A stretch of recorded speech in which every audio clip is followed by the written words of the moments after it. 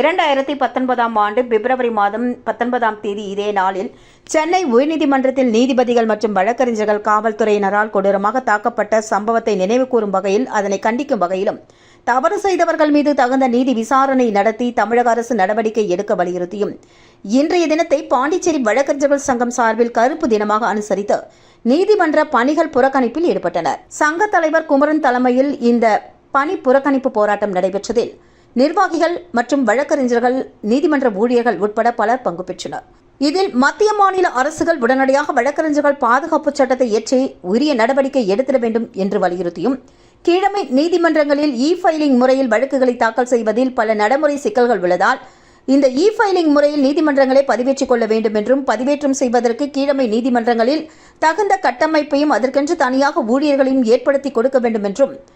மேலும் இந்த நடைமுறைகள் ஏற்படுத்தப்படும் வரை ஃபைலிங் முறையை கட்டாயமாக்காமல் அதனுடன்